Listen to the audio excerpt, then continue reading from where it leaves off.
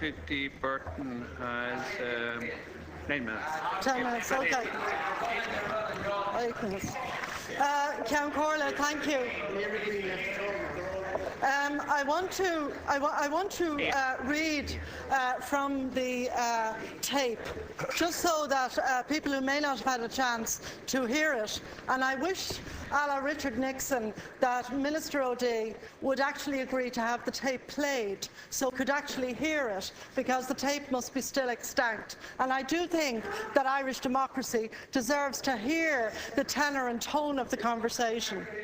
Willie O'Dea, while occasionally we send out letters to planning applicants, we have never been involved with anyone who shot anybody or robbed banks or kidnapped people. I suppose I'm going a bit far when I say this, but I'd like to ask Mr. Quinlivan, is the brothel still closed? Mike Dwan, the journalist, is the brothel still closed? Willie O'Dea, is the brothel still closed? Mike Dwan, what brothel is that, Willie? And Willie remembers it. Look at him, he's smiling fondly in recollection. Willie O'Dea, do you know the brothel? Do you know the brothel they found in the name and in his brother's name down in Clancy Street? Mike Dwan, I never heard about that. Willie O'Dea, did you not hear that? You'd better check your sources. There was a house owned by him that was rented out, and they found 2 ladies of the night operating in there in the last couple of weeks. Limerick's own Belle du Jour, and Willie was very familiar with it all. Mike Dwan. Right. The other one I wanted to ask you about, Willie. Were you disappointed to see Noreen Ryan in the witness box? Willie O'Dea, I don't want to talk about that. Now, I think we should hear that tape, because I think it would sound fantastic. Now, let's turn then to the affidavit, and I want to quote from the affidavit.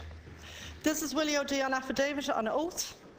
I most categorically and emphatically deny that I said to Mr. Dwan that the plaintiff was a part owner of the said apartment. I did not at any time say to any other person that the plaintiff had any ownership of the apartment. Neither did I say at any time to any person that the plaintiff had any involvement in the operation of the brothel. Now, in my view, and I think in the view of most people, who understand ordinary language, not senior counsel like yourself or Minister Lenihan, in my view, that wasn't a mistake. That's actually a lie. That's an untruth, it's a misstatement, and it's on oath. And, people have been taught from a very young age that if you make a commitment under oath and if you make a statement under oath, and I see 3 solicitors, one barrister and 2 solicitors sitting here in front of me, there may be more, I think that all of you people with all your extensive legal education and training would know that the system of oaths is fundamental to our whole system of justice. And that is why that when a minister, however nice and charming the minister is, and however fond the Greens are of the minister, and I can understand why you're fond of Willie O'Dea and why you might have a very good relationship with him. I mean, I know you spoke as though there was a very big peg on your nose, but nonetheless, obviously the Greens are very fond of Minister O'Dea. But, oaths are fundamental to our system of justice, and if people actually lie on oath, it is a serious matter. It is obviously even more serious. It is obviously even more serious when it is done by a government minister who is also an officer of the court. And I just want to, say, in terms of the calamity that has fallen on this country since Fianna Fáil came back to power after 2007. The economy has been destroyed. 60,000 people, most of them young, have emigrated. Those young people who are left in the country and who are still in school, what are they supposed to think about the standards of a Dáil, where a minister can make, everybody in life can make a mistake. everyone can make a mistake, a statement which is misunderstood and wrongly taken up. And that's why I wanted to read out what you said to the journalist and what you then said in your affidavit. Because the commentary that you made last night, which is, I made an error, I apologised for the error, I fessed up and so on. I think most people understand and appreciate that.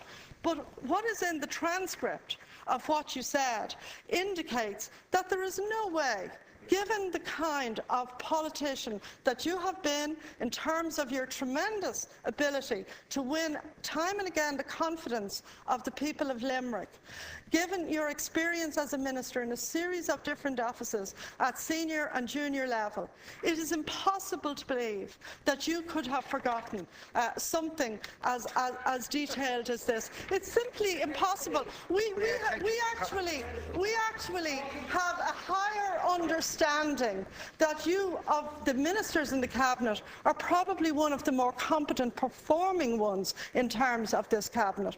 So please don't try to tell us that your affidavit was some kind of error or mistake or misstatement. It wasn't. It was in fact a conscious action on your part to have the request for the injunction thrown out.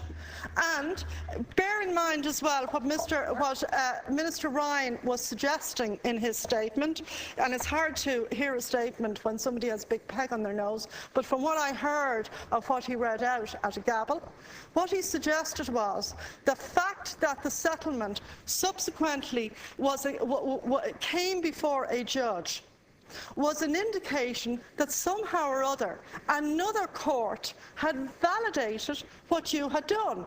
Now, all those officers of the court over there know that when a settlement goes before a judge, the judge receiving the settlement does not make any inquiries into affidavits or anything else. He is just concerned to receive the settlement that has agreed between the parties. So the Green Party's fig leaf that somehow or other the courts and a second judge stood over what was done by Mr. O'Dea is entirely erroneous and misleading.